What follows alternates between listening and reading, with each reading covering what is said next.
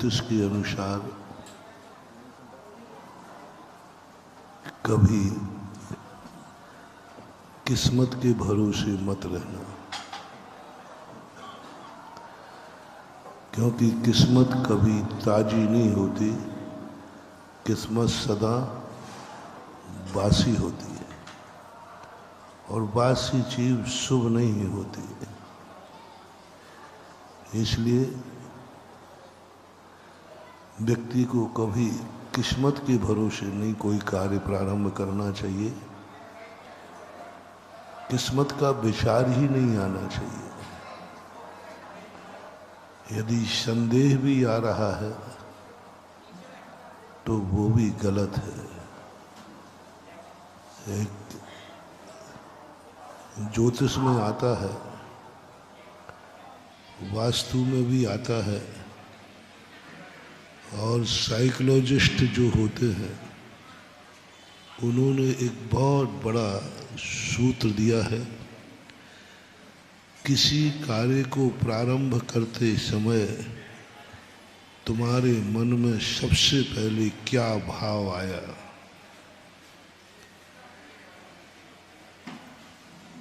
यदि भाव क्या आया, मैं इसमें सफल होऊंगा, सफल होगे।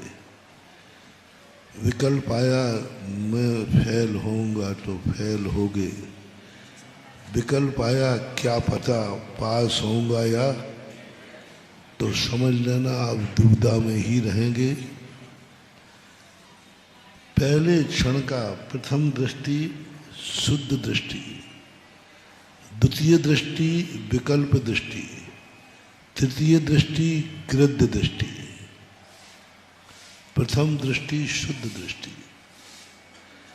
कोई भी अपने सामने व्यक्ति आवे, उसको देखते ही तुम्हारे मन में क्या विचार आया, वह व्यक्ति वैसा ही है, वैसा ही निकलेगा। व्यक्ति अपनी आत्मा से बड़ा ज्योतिषाचार्य कोई नहीं है। अपने आत्मा से बड़ा ज्ञानी कोई नहीं है। अपने संबंध में जितनी आत्मा जानती है कोई नहीं जानता।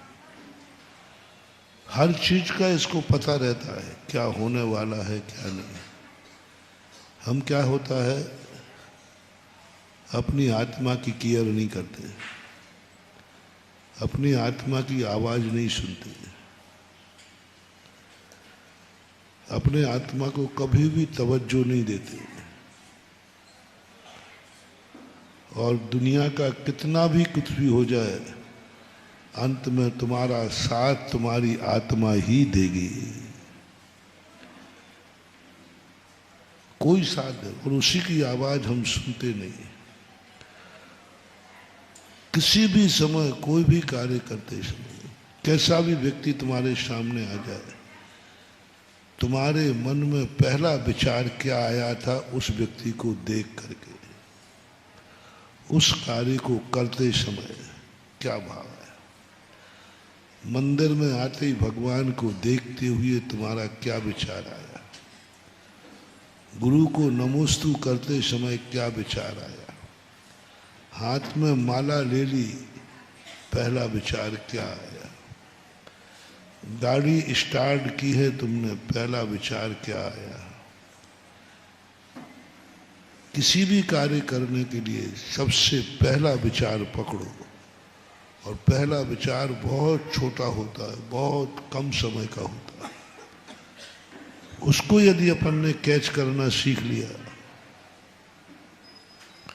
हम बहुत कुछ अपनी जिंदगी को बचा सकते हैं। और वही स्थिति बन जाती है कि व्यक्ति समझ लेता है। तो हमें सबसे पहले कोई भी चीज पर विचार करना है, क्या हमारे मन में, हमारे भाग्य में क्या लिखा है, यह विकल्प तो नहीं आ रहा है। मैं यह कार्य करने तो जा रहा हूं, लेकिन पता नहीं मेरे भाग्य में क्या लिखा। मैं यह कार्य करने जा रहा हूँ, मेरी किस्मत में पता नहीं क्या लिखा है, मेरी किस्मत साथ देगी या नहीं देगी। ये विचार तुम्हारे हर कार्य के लिए अशुभ है, बहुत अशुभ। इसलिए मैं विगत दिनों से कह रहा हूं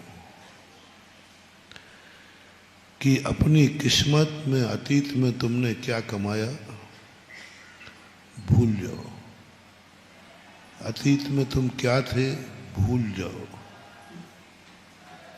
अतीत तुम्हारा कैसा था भूल जाओ, भूल जाओ।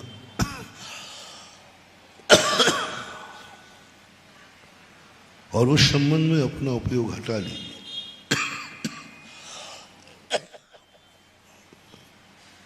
घबराना नहीं, अतीत कभी लुटता नहीं है, लुटता वर्तमान है। अतीत तो तुमने जो कर लिया वो तो ताले में बंद हो गया, वो तो किस्मत में लिपिबद्ध हो गया। घबराओ मत, भूलने से कहीं नहीं जाएगा, पर थोड़ी देर को भूलना है। कब भूलना है? जिस समय तुम कोई कार्य शुरू कर रहे हो।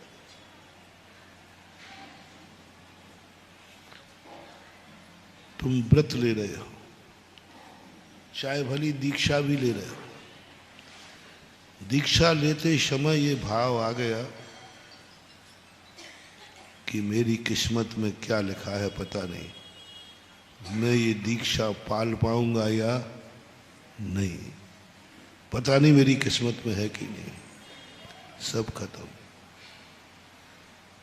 हाथ की रेखाएं देखने का भाव आया, देखना रेखा मेरी किस्मत में मुनि दीक्षा है कि नहीं, मेरी किस्मत में ये व्रत ले रहा हूं है कि नहीं।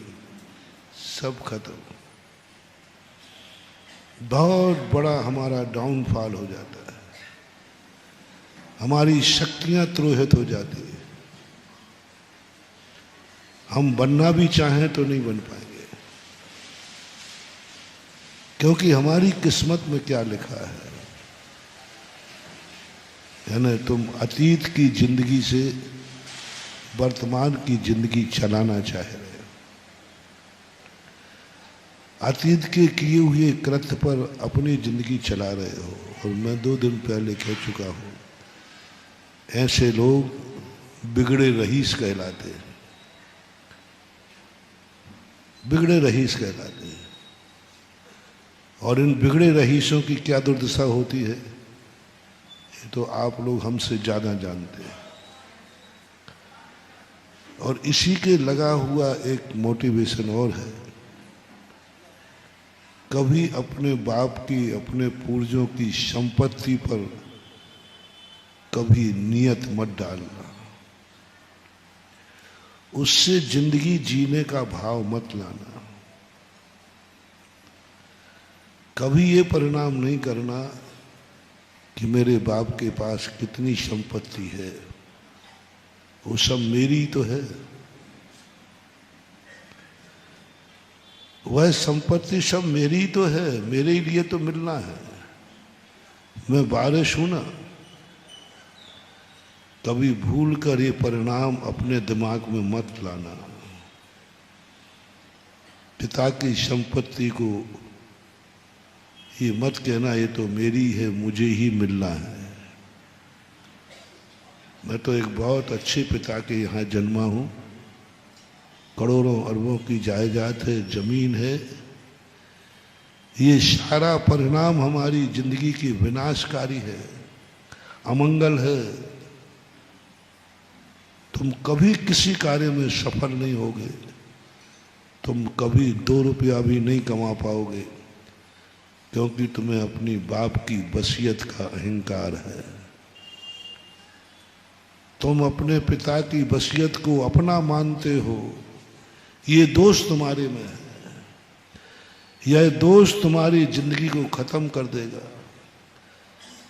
तुम्हारी जिंदगी में ऐसा पुण्य था कि माटी छूते और सोना हो जाता, लेकिन जैसे तुमने अपने पिता की वसीयत के कहा ये मेरी तो वसीयत है, उसी दिन अब सोना छुओगे और माटी हो।